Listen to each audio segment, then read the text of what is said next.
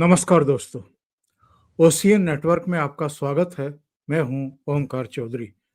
हमारे साथ जुड़ गए हैं कर्नल अजय रैना, उनका स्वागत कर लेते हैं। अजय जी, बहुत स्वागत है आपका। नमस्कार। नमस्कार ओमकार जी, नमस्कार दर्शकों को, धन्यवाद। अजय जी, 3 दिन जयपुर में शत्रुबोध पर चर्चा होती रही, अलग-अलग विषयों पर होती रही और शायद हम सब वापसी में अपने-अपने घरों, अपने-अपने शहरों के रास्ते में ही थे कि ये बड़े खुलासे हो गए। बड़ा खुलासा ये कि फरीदाबाद के 2 अलग-अलग गाँव में करीब 2900 किलो विस्फोटक और दूसरी सामग्री बरामद की गई। 3 बड़ी गिरफ्तारियां, एक फरीदाबाद से, एक सहारनपुर से, एक लखनऊ से, और इसके बाद फिर गिरफ्तारियों का सिलसिला लगातार चल रहा है। लेकिन इससे भी बड़ी खबर शाम को अचानक आनी शुरू हुई कि लाल किले से बस कुछ ही दूरी पर एक गाड़ी में ब्लास्ट हुआ है और उसने कई गाड़ियों को चपेट में ले लिया, कुछ ई रिक्शा को चपेट में ले लिया और देखते ही देखते 8 लोगों की, फिर 10 लोगों के मरने की सूचना आई। एनएसजी से लेकर के एनआईए और दूसरी तमाम खुफिया एजेंसियां मौके पर गई, गृह मंत्री भी गए। अजय जी, बड़ा सवाल मेरा ये है, हमारी सेना सरहद पर तो दुश्मनों से निपटती रही है, बल्कि अब घर में घुस करके मारने का काम भी उसने शुरू कर दिया 2014 के बाद से। ये जो घर में बैठे हुए छिपे हुए गद्दार हैं, इनका इलाज कैसे किया जाए? ओमकार जी, इसके बारे में मैंने बहुत बार बात की है, बिकॉज इसका जो तंत्र है वो सारा कश्मीर से जुड़ा हुआ है। आपको पता, जो भी डॉक्टर वॉक्टर पकड़े गए सारे कश्मीर के हैं। और मज़े की बात यह है कि इन लोगों को फ्री में पढ़ाया जाता है, बिकॉज वो 80% होने के बावजूद JNK में उनको माइनॉरिटी गिना जाता है।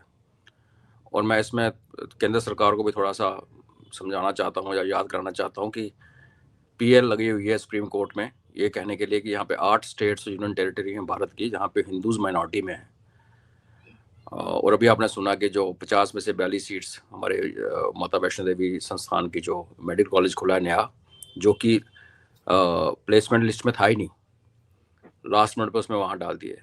तो ये देखिए, अगर शत्रुबोध की आपने बड़े सही शुरुआत की, दर्शक भी जानते होंगे, हम सारे जयपुर डायलॉग में यही डिस्कस कर रहे थे।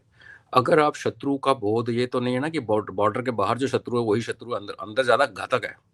और जैसे हमारे कहते हैं कि हमारे दरवाजे किले के हमेशा अंदर से खुले हैं, तो फिर हमें और सतर्क होना चाहिए। कश्मीर की जो प्रॉब्लम है और भारत के जो छोटे छोटे पाकिस्तान बने हुए हैं, ये सारे फंडामेंटलिस्ट इस्लामिक प्रॉब्लम है। इसको 70-80 साल से हम पॉलिटिकल प्रॉब्लम बोल के उसके ऊपर पोता लगाते रहते हैं। और जब एक पॉलिटिकल प्रॉब्लम, आपको पता ना ओमकार जी, आप तो सीनियर है मेरे से, कि जब भी प्रॉब्लम्स रेजोल्यूशन की बात की जाती है किसी मैनेजमेंट स्कूल में या दुनिया में कहीं भी, बुजुर्ग भी ये कहते हैं कि पहले प्रॉब्लम को समझो तो सही, डिफाइन तो करो। आपने डिफाइन ही गलत किया। आपने डिफाइन किया इसको, कश्मीर के इशू को, पॉलिटिकल प्रॉब्लम। ये है आइडियोलॉजिकल प्रॉब्लम। दिमाग में कीड़ा इतना ज़्यादा जिहाद का घुसा हुआ है कि आपको कुछ भी अपने उस जिहादीपन के ऊपर नजर ही नहीं आता। राष्ट्रवाद क्या है वो तो पता ही नहीं है।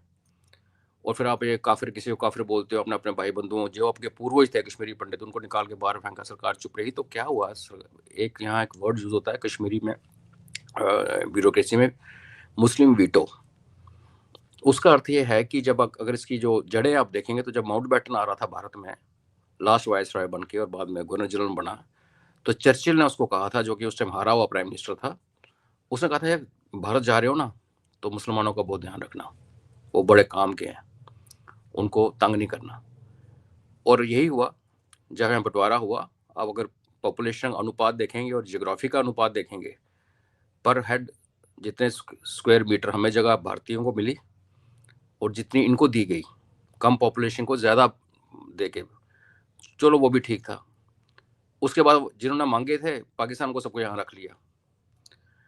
तो जब आपने उनको यहाँ रख लिया, पाला पोसा, फिर आप उनको वोट बैंक पॉलिटिक्स में ले आए।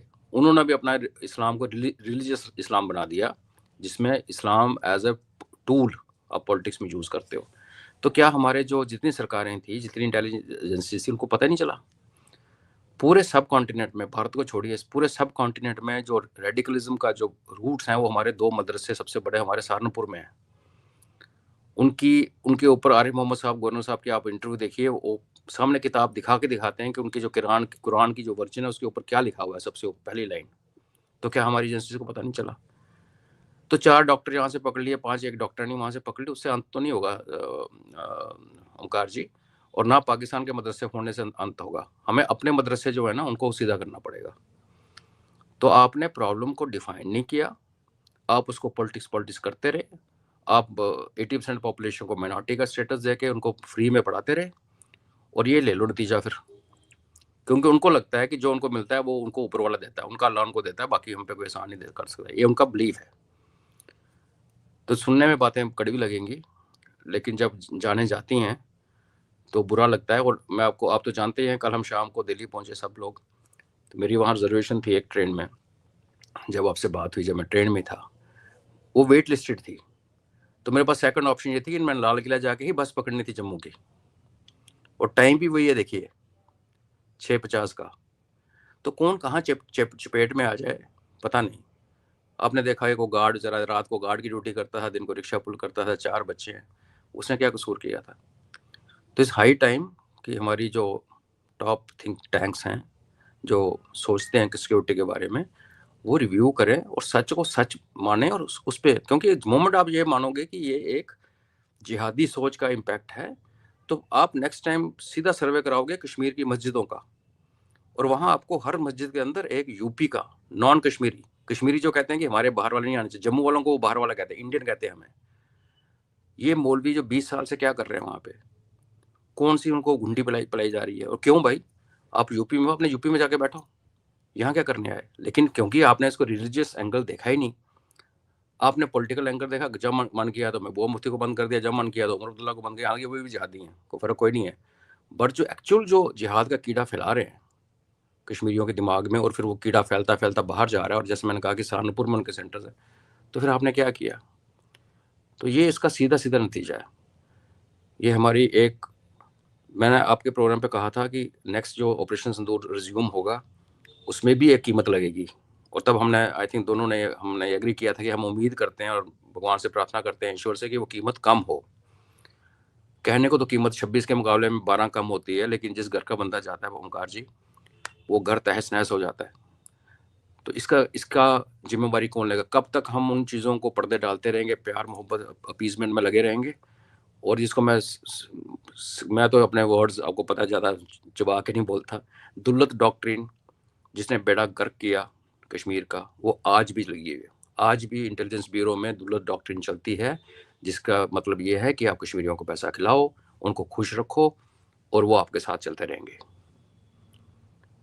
तो ये सोच गलत है ओमकार जी, और यही रीज़न है जी।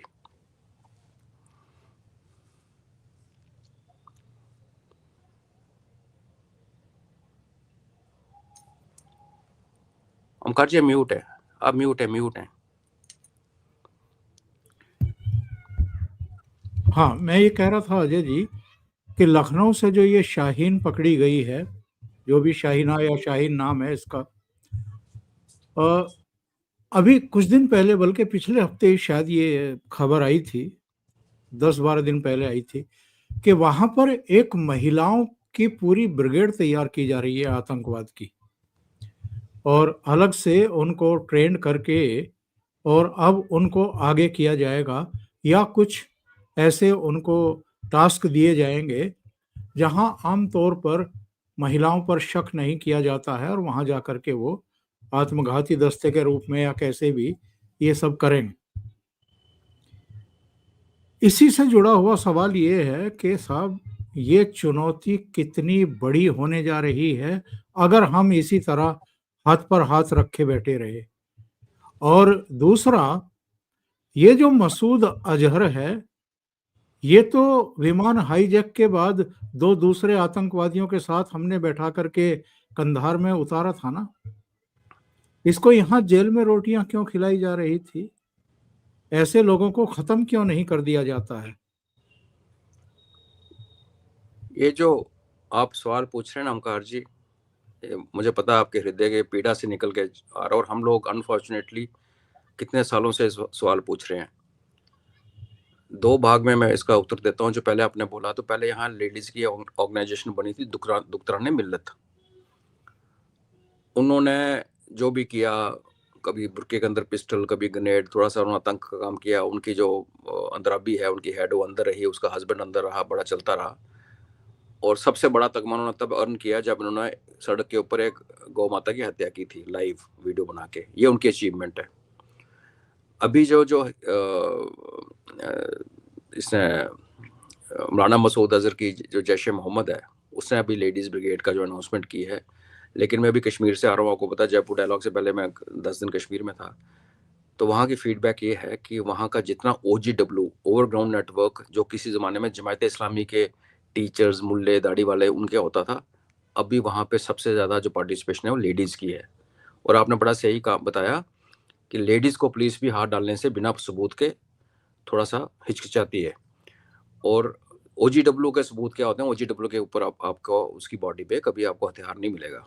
आपके जेब में एक चिट्ठी हो सकती है, उसके दिमाग में कोई मैसेज हो सकता है, और कोई कोड लेके यहाँ से वहाँ जा रहा हो, सिम कार्ड इधर से उधर कर रहा होगा, कुछ लिटरेचर बांट रहा होगा, और फिर वो भड़काई स्पीच दे रहा होगा जिसके बारे में आपने आंखें बंद कर रखी हैं। वो तो फर्क नहीं पड़ता, मस्जिद का जो मर्जी बोलो, सब माफ है। तो ये हो गया एक पार्ट। दूसरा, आप जो कह रहे हैं कि अगर हम ऐसे बैठे रहे तो इसका कोई अंत नहीं है ओमकार जी। ये प्रॉब्लम तो बढ़ती गई है, बढ़ती जा रही है। और यही बात है मौलाना मसूद अजहर की। मैं आपको एक छोटी सी बात बताता हूँ, रियलिटी वाली। इसका जो फादर है वो बहुत बड़ा मुल्ला है। उसने हजारों की संख्या में लड़कों को, पाकिस्तानियों को जिहाद के लिए अफगानिस्तान में ढूंढ भेजा। बहुत बड़ी मस्जिद का मालिक है वो, वहाँ जनरल जाके सलूट मारते हैं। तो किसी ने उसको ताना मारा कि भाई तुम अपने बेटे तो भेजता नहीं। तो इसको वो तैयार कर रहा था मुल्ला के काम के लिए, और ये अच्छा बोलता अच्छा है। तो इसको अफगानिस्तान भेज दिया गया प्रेशर में। वहाँ 2 दिन ट्रेनिंग की। अफगान तो किसी को बख्शते नहीं, उनकी ट्रेनिंग तो ट्रेनिंग थी, जिहाद करना था उन्होंने। उनको तो घर जुड़े हुए थे, और उनके सिर के ऊपर अटैक हेप्टर घूम रहे थे, उनके अपनी शिप्स, रशियंस।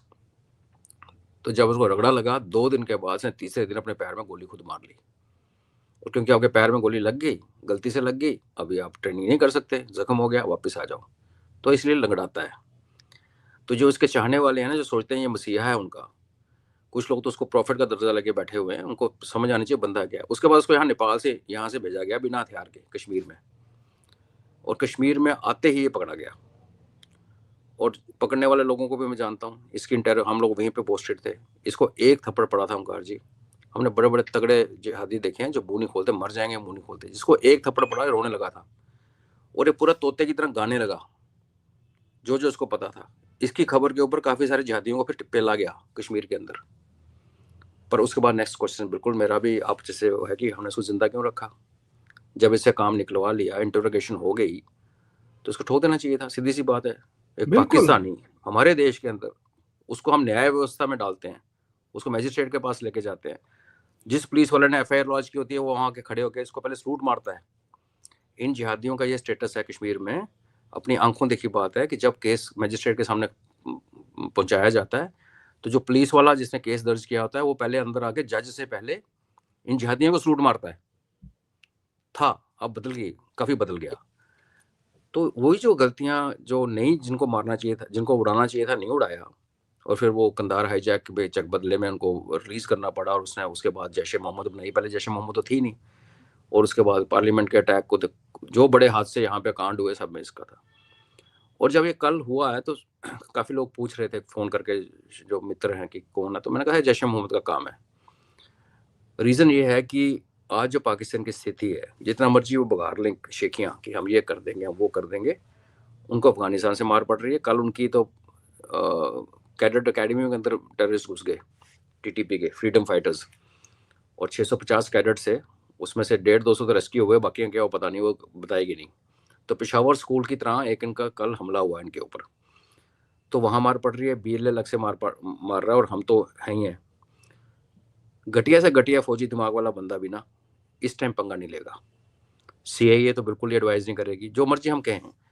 ठीक है, इनकी सपोर्ट, गाइडेंस, वो सब CIA बैक्ड है, ISI बैक्ड है।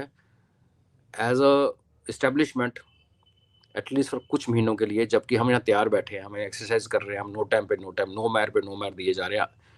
इस टाइम पे कोई भी इस्टेब्लिशमेंट जिसको पता है कि उसको मार खाने की, मार संभालने की हैसियत नहीं है, थप्पड़ पड़ेगा और आंसू निकल जाएंगे, वो पंगा लेने से पहले सोचेगी। लेकिन जब हम पाकिस्तान की तरफ देखते हैं तो पाकिस्तान तो हीरा मंडी है, किसी ने बोला भी है, सीए ने बोला, किसी ने बोला, कर भी सकते हैं। लेकिन बड़ी बात यह है कि जब जैश ए मोहम्मद का, इसका जो मौलाना मसूद के 14 बंदे मरे थे अपनी फैमिली के, और नमाजा पढ़ने के लिए, नमाज जनाजा पढ़ने के लिए लाहौर का, बावलपुर का, उस वहाँ से एक जनरल साहब आया था, तो ये क्लियर था, इसने उस दिन भी कहा था कि मैं बदला लूँगा। और पाकिस्तान इस्टेब्लिशमेंट ने जो सीनियर मोस्ट जनरल, जैसे भी उनका फील्ड मार्शल बन के घूम रहा है, उसकी औकात नहीं है कि मौलाना मसूद अजहर को बोले कि मत कर, जब हाफिज सईद को बोले कि मत कर, वो उनको जनाब जनाब करके बात करते हैं। ये लोग जनरल बनने के बाद इनको मिलने जाते हैं, तो ये तो उनके आका हैं, क्योंकि वो आर्मी जो है 3 लाख 4 लाख की, ये जो मुल्ले हैं बड़े बड़े, ये तो पूरा पाकिस्तान कंट्रोल करते हैं, स्ट्रीट पावर कंट्रोल करते हैं। तो इन्होंने एक करना था, और बहुत बार ये बात हुई, और कल तो बड़ा क्लियर था हमको फर्स्ट टाइम्स के, अगर किया, चाहे ISICA ने सपोर्ट किया नहीं किया, हुआ ये पाकिस्तान की शय पे है, जैश ए मोहम्मद की शय के है, और उसका फुटप्रिंट जो है क्लियर कट, आपको जैसे इन्वेस्टिगेशन आगे आएगी, जैश ए मोहम्मद की तरफ इसका आपको रूट नजर आएंगी।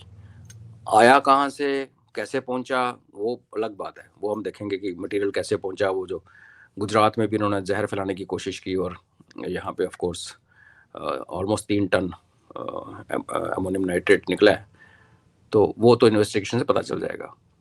जी अजय जी, 2 बातें हैं। पहले जरा घरेलू मोर्चे पे बात कर ले। ये अब नासूर बन चुका है, ये हमें एक्सेप्ट करके चलना चाहिए, और इनको भरपूर मदद मिलती है, संरक्षण मिलता है। आप करते रहिए, जितनी दावेदारियां करें, और जितना आप कहें कि हम शिकंजा कस रहे हैं, ठोक रहे हैं, ये कर रहे हैं, वो कर रहे हैं। पहलगाम में भी जो हुआ है वो बिना संरक्षण के, बिना वहाँ की सपोर्ट के नहीं हो सकता था, नहीं हुआ था वो। इलाज क्या है? जब तक ये मदरसे खत्म नहीं किए जाएंगे, जब तक ये मुल्ले मौलवी और जितने भी ये इस तरह से जहर बोने वाले, पिलाने वाले, ये खत्म नहीं होंगे, जो इलाज हिमंता बिस्वा शर्मा ने असम में शुरू किया है कि मदरसों को खत्म कर दो, बुलडोजर चला दो इन पर, तब तक तो ये होगा नहीं। और चलो, मैं कहता हूं कि 2014 से पहले तो कोई ऐसी सरकारें थी जिनको इनका वोट चाहिए होता था, तुष्टीकरण की नीति अपनानी थी। आपको तो चाहिए नहीं, ना ये आपको कभी वोट देंगे। तो क्या घरेलू मोर्चे पर समय नहीं आ गया है कि एनफ इज एनफ? बिल्कुल आ गया। मैं तो कब से कह रहा हूँ कार जी कि हमें इमरजेंसी लगा देनी चाहिए 6 महीने के लिए, क्योंकि शर्म की बात नहीं है, एक प्रोविजन है ना कॉन्स्टिट्यूशन में, आप इमरजेंसी लगा सकते हो, क्योंकि आपको जुडिशरी आपका पैर उठाने नहीं देगी। और ये जो बकवास करते हैं प्रोस्टिट्यूट, ये आपकी जान नहीं छोड़ेंगी। जो मर गया उनके घर कोई नहीं गया। मैं तो वैसे भी टीवी देखता नहीं न्यूज़, बट जो ट्विटर पे आ रहे हैं बाइट्स, उग्रवादियों में घर में जाके पूछ रहे हैं, अच्छा आपका बेटा तो बड़ा वो था, हाँ वो तो बड़ा भोला था, माँ कहती 4 साल से नहीं आया, दूसरा उसका सगा भाई बोल रहा भी 6 महीने पहले यहाँ घूम रहा था। एक हमारे दिमाग सोच देखिए, ये जो मुझे लगता है चाइनीज मॉडल यहाँ पे थोड़े दिन लगाना पड़ेगा। अगर आप इमरजेंसी लगाने से डरते हो क्योंकि आपको बुरा नहीं बनना है, प्रॉब्लम ये है सरकार को बुरा नहीं दिखना है।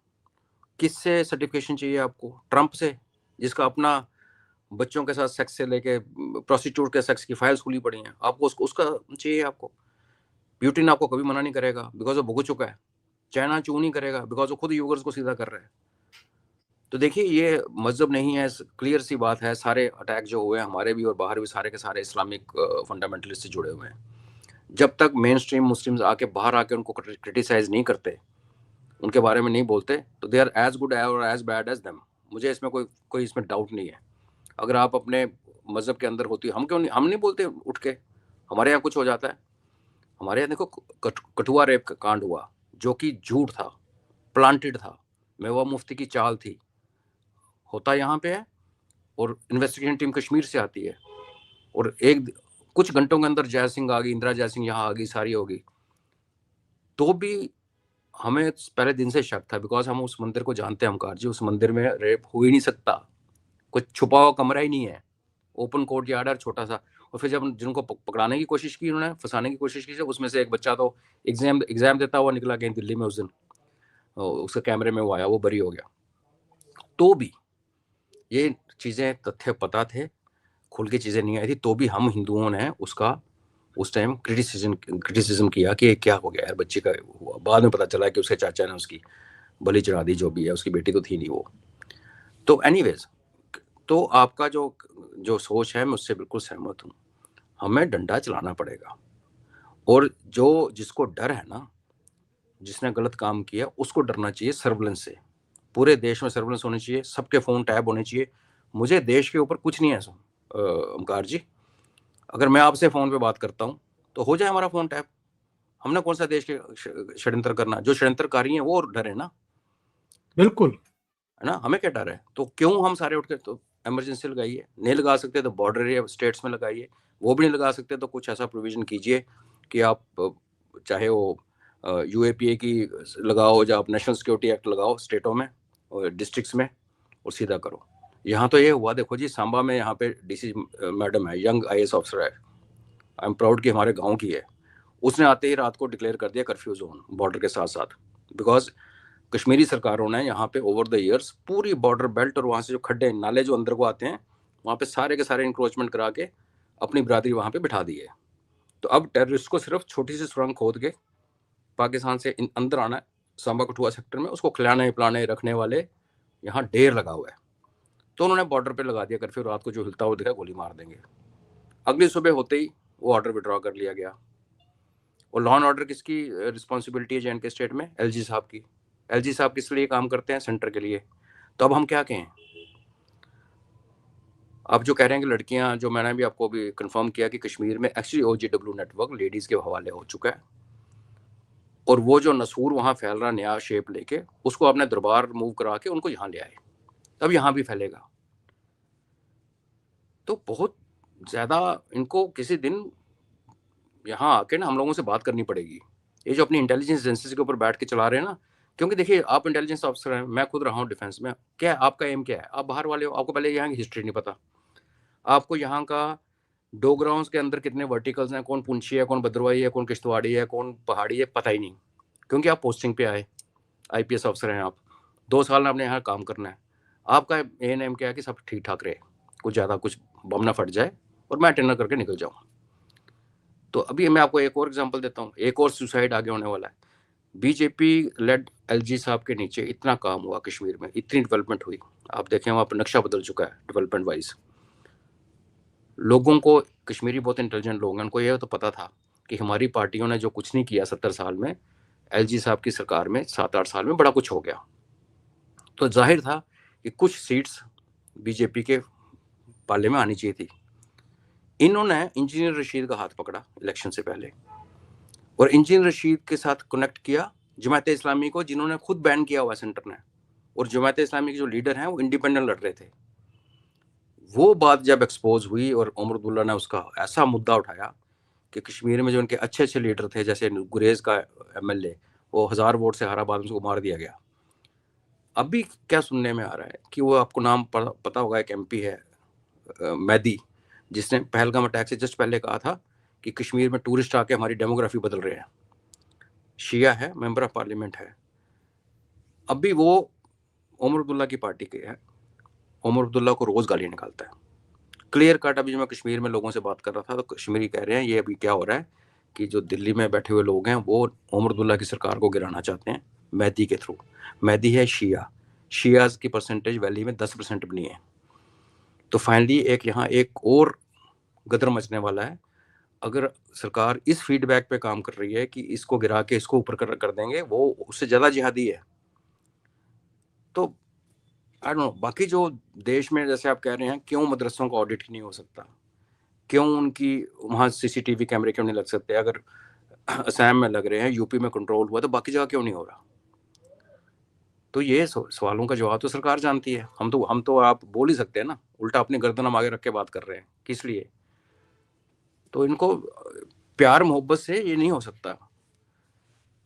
जब आपका जो सामने एडवर्सरी है उसके दिमाग में एक कीड़ा भर दिया गया है कि भैया आपको जो मिलता है, इंक्लूडिंग आपके बच्चे जो 15-15 पैदा करते हो, वो अल्लाह की देन है। कोई सरकार आपका कुछ नहीं दे सकती जब तक ऊपर वाला नहीं देता। और जब आपको थप्पड़ पड़ते हैं, मार पड़ती है, किसी ऑपरेशन में मारे जाते हो, तो इस अल्लाह ने आपको पनिश किया बिकॉज आप लोग गलत काम कर रहे हो कुछ और करेक्टर वाइज। अब करेक्टर की डेफिनेशन में उसमें तो है ना, काफिरों की रेप करना तो वो तो प्रिविलेज है, वो तो करेक्टर में आता ही नहीं ना, गलत में, कि आपने दारू पी लिया, आपने नशा कर लिया, ये वहां पे होता है। और जब तक आप कम हो तो चुपचाप बैठे रहो, और जिस दिन आपको मौका मिल गया तो आप चढ़ जाओ। तो क्या ये हमें पता है तो सरकारों को नहीं पता? पहले वाले जैसे आपने कहा 2014 से पहले मान लेते हैं कि ठीक है, नहीं, उसके बाद क्या हुआ? बहुत बड़ा गैप है। पंजाब में देखिए ओमकार जी, पंजाब में अलग एक बम फटने वाला है।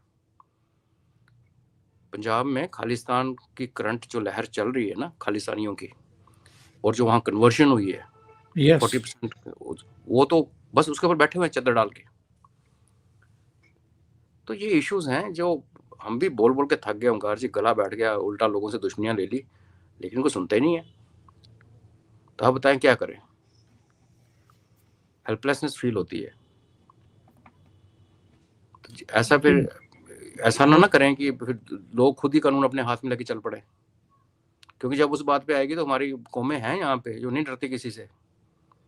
हमारे देवी देवताओं के हाथ में अस्त्र शस्त्र शुरू से रहे, कोई नई बात नहीं है। अगर वो बात आएगी तो फिर उसी पे जाएंगे लोग। तो ये खून खराबा करवाना तो ठीक है, फिर देखो आराम से बैठ के। जी। दूसरा मैं ये कह रहा था कि चलिए ये तो घर के भीतर की बात हो गई, घर के गद्दारों की बात हो गई कि उनका उपचार कैसे हो, और जो जहर बोने वाले ये मदरसे और दूसरे मुल्ला मौलवी हैं, इनको कैसे नियंत्रित किया जाए। दूसरे, अगर अज्ञात वीर वहां एक एक करके बहुत सारे लोगों को निपटा सकते हैं, तो इसका मतलब ये है कि कुछ ना कुछ तो चल रहा है ना, कुछ ना कुछ तो प्लानिंग है ना।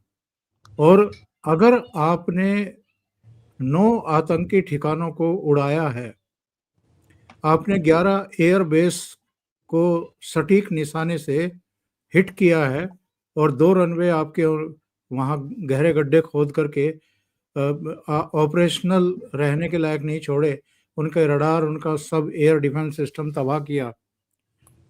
आपके पास अगर ऐसी तकनीक है, ऐसी सूचना है, कॉन्क्रीट सूचना है कि ये यहाँ पर है, और जो ये मसूद अजहर बचा है बताते हैं कि था तो वहीं, बच गया ये, थोड़ा सा आप स्पेस यहाँ इस जगह से छोड़ करके दूसरी जगह तक चले जाएं तो बचने के चांसेस हो जाते हैं। तो आपको अगर पता है, और नहीं पता है तो आप पता करके क्या इनको ठोक नहीं सकते हैं, ये जितने लोग वहां बैठे हुए हैं? बिल्कुल बिल्कुल ठोक सकते हैं, क्यों नहीं ठोक सकते ओमकार जी।